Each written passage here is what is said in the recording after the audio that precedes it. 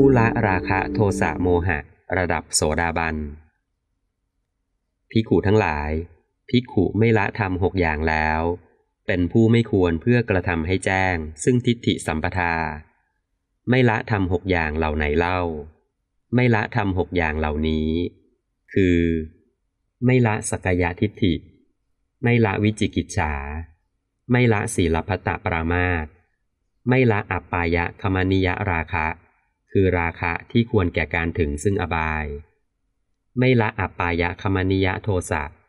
คือโทสะที่ควรแก่การถึงซึ่งอบายไม่ละอัปปายคมนิยโมหะคือโมหะที่ควรแก่การถึงซึ่งอบายภิกขุทั้งหลายภิกขุไม่ละธรรมหกอย่างเหล่านี้แลเป็นผู้ไม่ควรกระทำให้แจ้งซึ่งทิฏฐิสัมปทาภิกขุทั้งหลายภิกขุละธรรมหกอย่างแล้วเป็นผู้ควรกระทำให้แจ้งซึ่งทิฏฐิสัมปทาละธรรมหกอย่างเหล่าไหนเล่าละธรรมหกอย่างเหล่านี้คือละสักกายทิฏฐิละวิจิกิจฉาละศีลพัตตปรามาสละอัปปายคมนิยราคะละอัปปายคมนิยโทสะละอัปปายคมนิยโมหะภิกขุทั้งหลายภิกขุละธรรมหกอย่างเหล่านี้แล้วเป็นผู้ควรกระทำให้แจ้งซึ่งทิฏฐิสัมปทาดังนี้แลพระโสดาบันรู้จักปัญจุปาทานขันธ์ภิกขุทั้งหลายเมื่อใดแลสาวกของพระอริยเจ้าในธรรมวินัยนี้มารู้จักความก่อขึ้นแห่งอุปทานขันธ์ห้ารู้จักความตั้งอยู่ไม่ได้ของอุปทานขันธ์ห้านี้รู้จักอุปทานขันธ์ห้า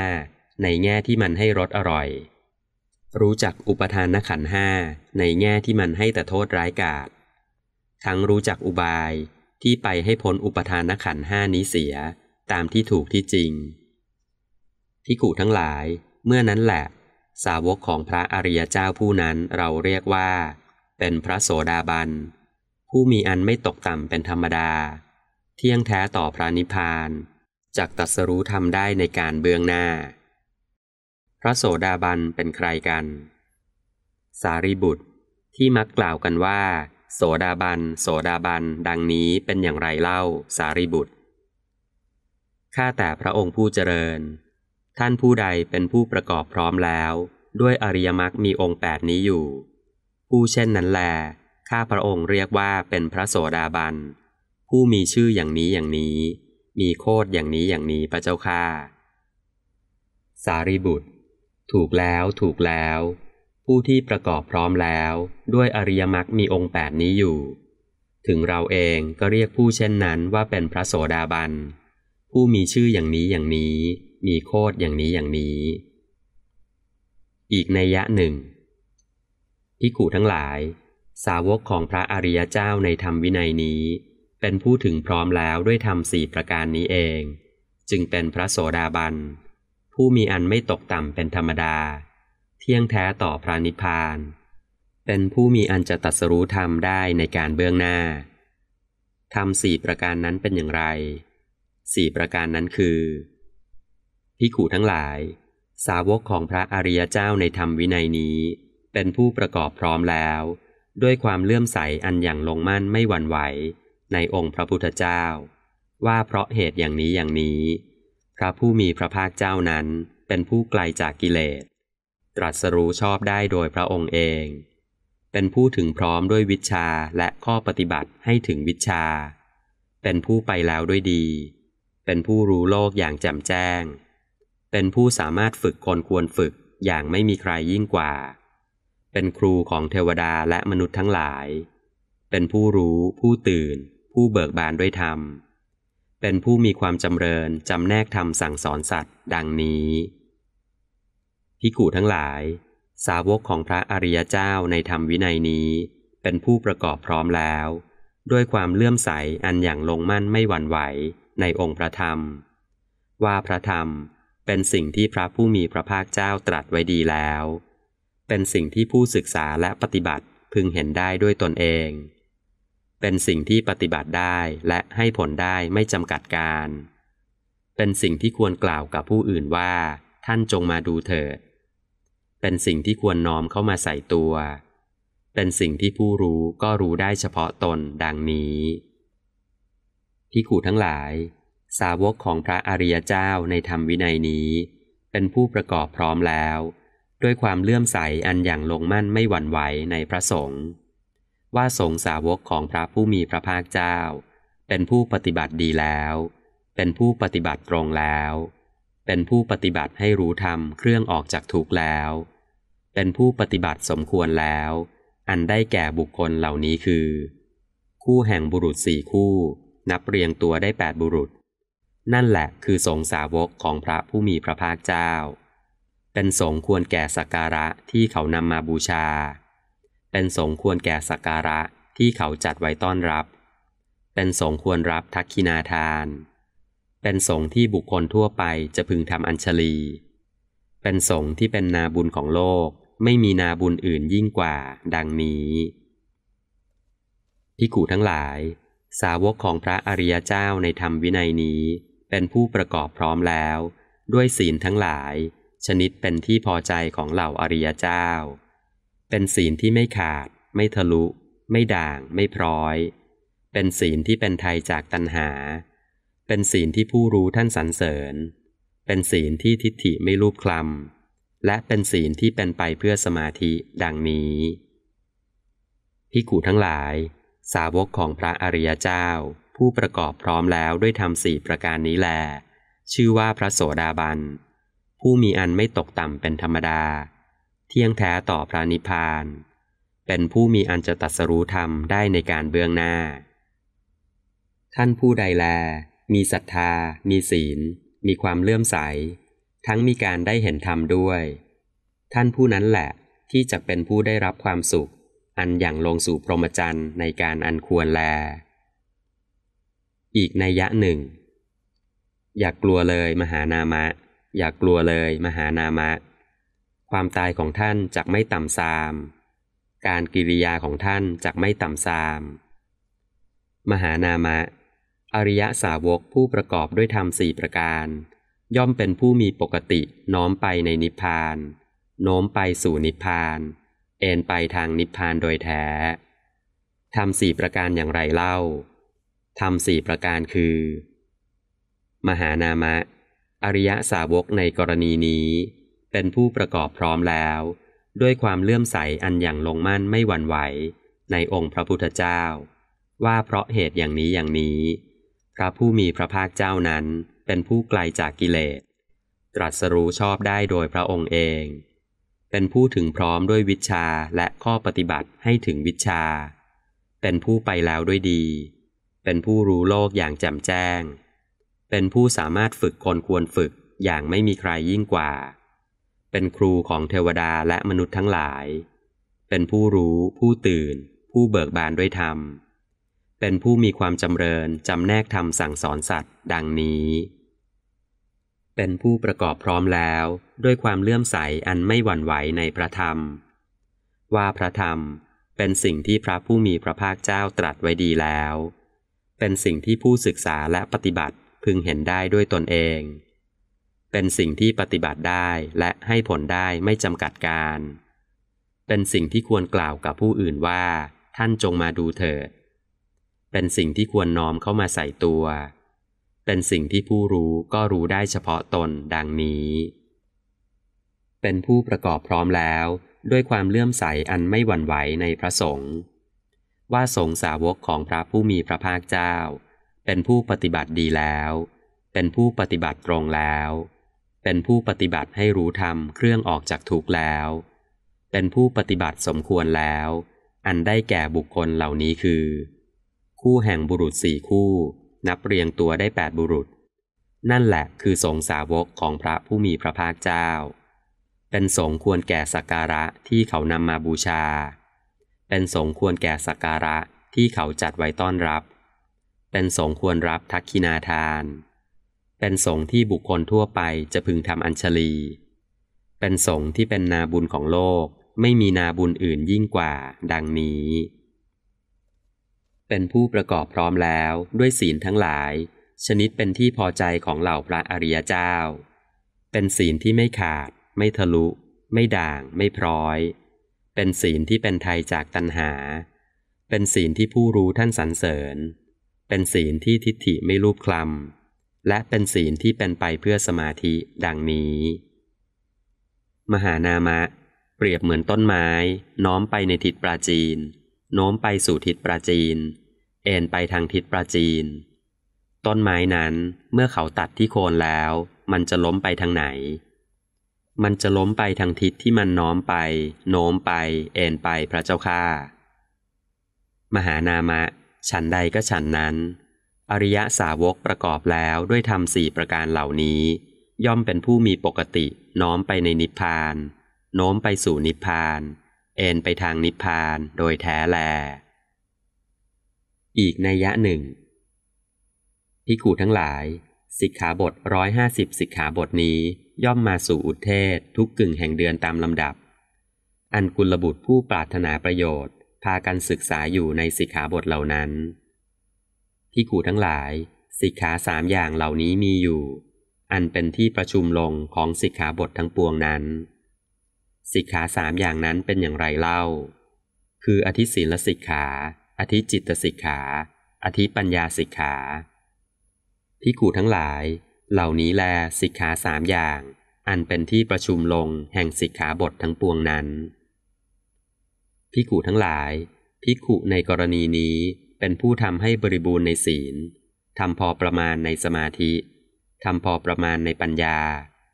เธอยังล่วงสิกขาบทเล็กน้อยบ้างและต้องออกจากอาบัติเล็กน้อยเหล่านั้นบ้างข้อนั้นเพราะเหตุไร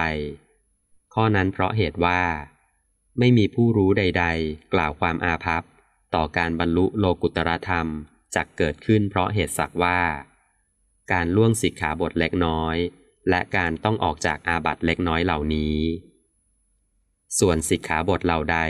ที่เป็นเบื้องต้นแห่งพรหมจรรย์ที่เหมาะสมแก่พรหมจรรย์เธอเป็นผู้มีศีลยั่งยืนมีศีลมั่นคงในสิกขาบทเหล่านั้นสมทานศึกษาอยู่ในสิกขาบททั้งหลายภิกขุนั้นเพราะความสิ้นรอบแห่งสังโยชน์สามเป็นโสดาบันเป็นผู้มีอันไม่ตกต่ำเป็นธรรมดาเป็นผู้เที่ยงต่อพระนิพพานมีการตรัสรู้พร้อมในเบื้องหน้าหลักเกณฑ์พยากรณ์ภาวะโสดาบันของตนเองขหบดีในการใดภัยเวร5ประการ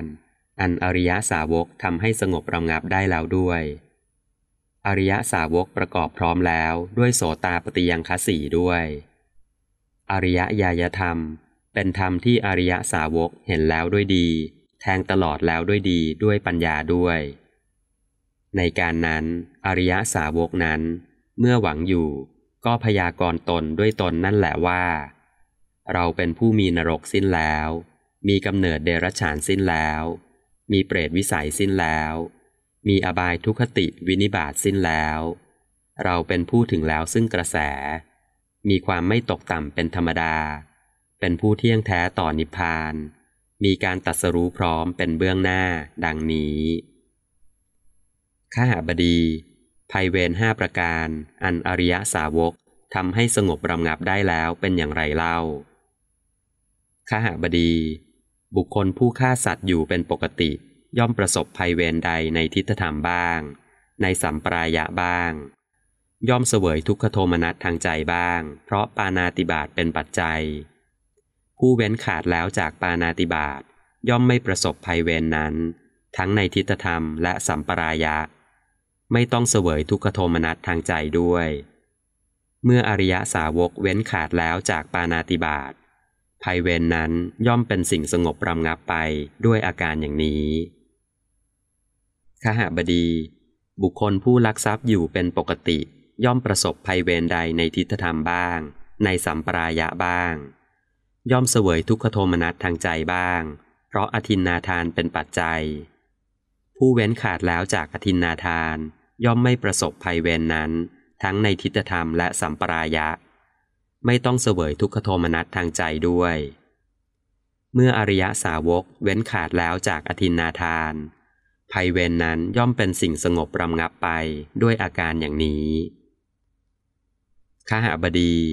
บุคคลผู้ประพฤติผิดในกามอยู่เป็นปกติย่อมประสบภัยเวรใดในทิฏฐธรรมบ้าง ในสัมปรายะบ้างย่อมเสวยทุกขโทมนัสทางใจบ้างเพราะกาเมสุมิจฉาจารเป็นปัจจัยผู้เว้นขาดแล้วจากกาเมสุมิจฉาจารย่อมไม่ประสบภัยเวรนั้นทั้งในทิฏฐธรรมและสัมปรายะไม่ต้องเสวยทุกขโทมนัสทางใจด้วยเมื่ออริยสาวกเว้นขาดแล้วจากกาเมสุมิจฉาจารภัยเวรนั้นย่อมเป็นสิ่งสงบระงับไปด้วยอาการอย่างนี้คหบดีบุคคลผู้พูดเท็จอยู่เป็นปกติ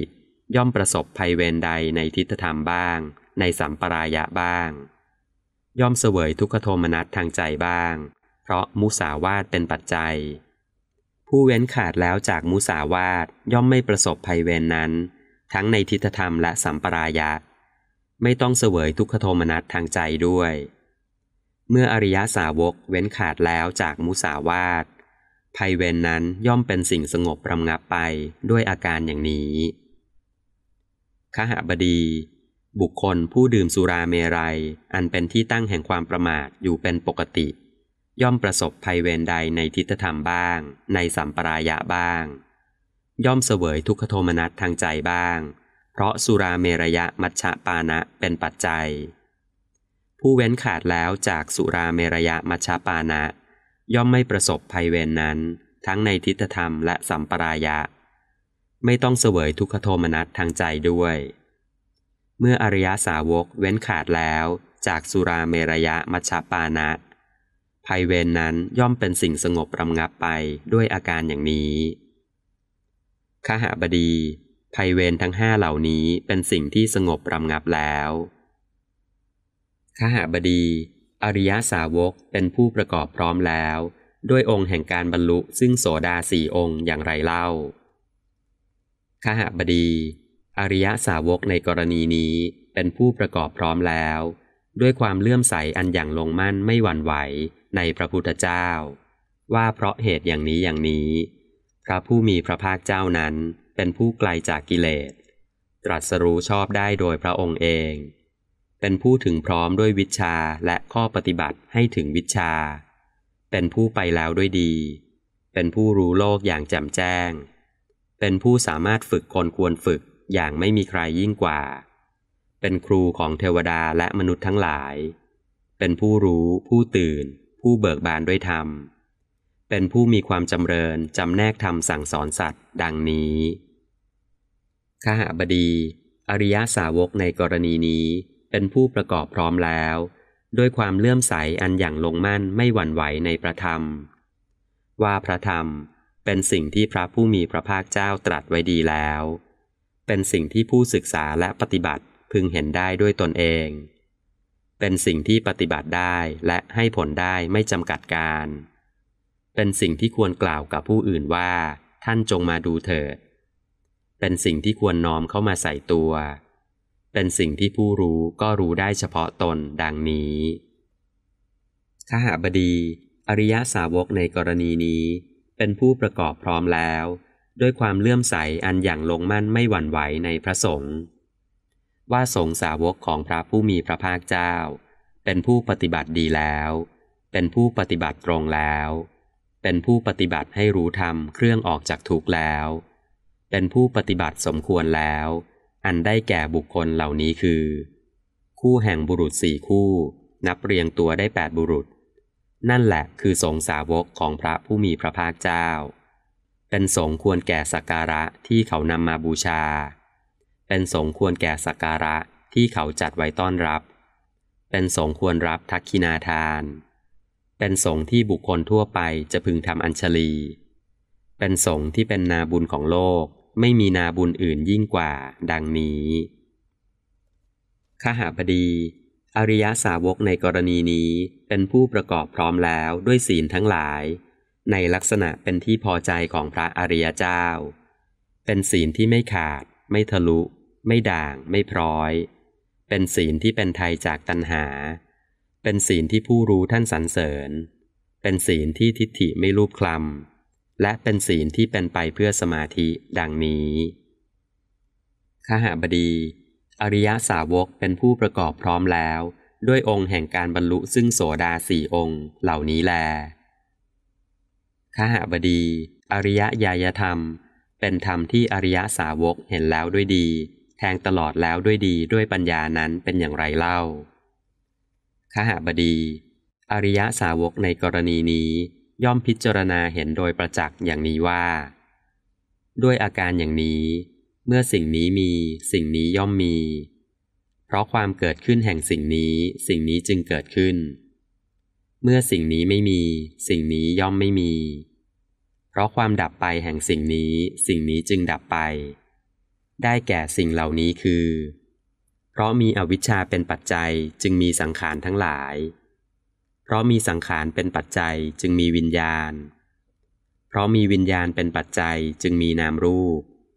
เพราะมีนามรูปเป็นปัจจัยจึงมีสลายตนะเพราะมีสลายตนะเป็นปัจจัยจึงมีผัสสะเพราะมีผัสสะเป็นปัจจัยจึงมีเวทนาเพราะมีเวทนาเป็นปัจจัยจึงมีตัณหาเพราะมีตัณหาเป็นปัจจัยจึงมีอุปาทานเพราะมีอุปาทานเป็นปัจจัยจึงมีภพเพราะมีภพเป็นปัจจัยจึงมีชาติเพราะมีชาติเป็นปัจจัยชรามรณะโสกะปริเทวะทุกขโทมนัสอุปายาสะทั้งหลายจึงเกิดขึ้นครบถ้วนความเกิดขึ้นพร้อมแห่งกองทุกข์ทั้งสิ้นนี้ย่อมมีด้วยอาการอย่างนี้เพราะความจางคลายดับไปโดยไม่เหลือแห่งอวิชชานั้นนั่นเทียวจึงมีความดับแห่งสังขารเพราะมีความดับแห่งสังขารจึงมีความดับแห่งวิญญาณเพราะมีความดับแห่งวิญญาณจึงมีความดับแห่งนามรูปเพราะมีความดับแห่งนามรูปจึงมีความดับแห่งสลายตนะเพราะมีความดับแห่งสลายตนะจึงมีความดับแห่งผัสสะเพราะมีความดับแห่งผัสสะจึงมีความดับแห่งเวทนาเพราะมีความดับแห่งเวทนาจึงมีความดับแห่งตัณหาเพราะมีความดับแห่งตัณหาจึงมีความดับแห่งอุปาทานเพราะมีความดับแห่งอุปาทานจึงมีความดับแห่งภพเพราะมีความดับแห่งภพจึงมีความดับแห่งชาติเพราะมีความดับแห่งชาตินั่นแลชรามรณะโสกะปริเทวะทุกขโทมนัสอุปายาสะทั้งหลายจึงดับสิ้นความดับลงแห่งกองทุกข์ทั้งสิ้นนี้ย่อมมีด้วยอาการอย่างนี้ขหบดีอริยญาณธรรมนี้แลเป็นธรรมที่อริยสาวกนั้นเห็นแล้วด้วยดีแทงตลอดแล้วด้วยดีด้วยปัญญาขหบดีในการใดแลภัยเวร5ประการเหล่านี้เป็นสิ่งที่อริยสาวกทำให้สงบระงับได้แล้วด้วยอริยสาวกเป็นผู้ประกอบพร้อมแล้วด้วยโสตาปัฏฐิยังคสี่ด้วยอริยญาณธรรมนี้เป็นธรรมอันอริยสาวกเห็นแล้วด้วยดีแทงตลอดแล้วด้วยดีด้วยปัญญาด้วย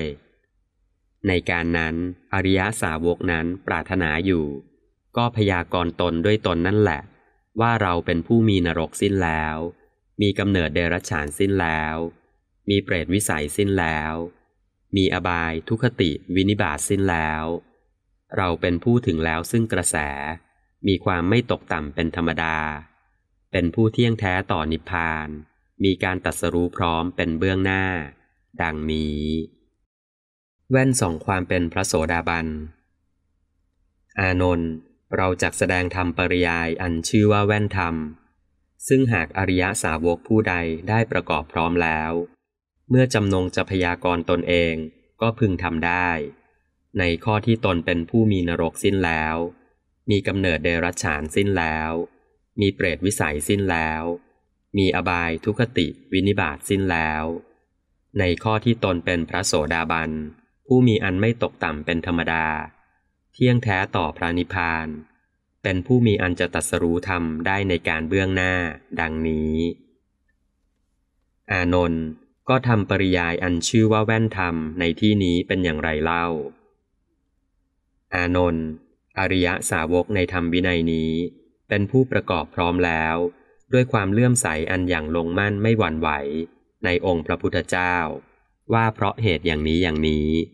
พระผู้มีพระภาคเจ้านั้นเป็นผู้ไกลจากกิเลสตรัสรู้ชอบได้โดยพระองค์เองเป็นผู้ถึงพร้อมด้วยวิชชาและข้อปฏิบัติให้ถึงวิชชาเป็นผู้ไปแล้วด้วยดี เป็นผู้รู้โลกอย่างแจ่มแจ้ง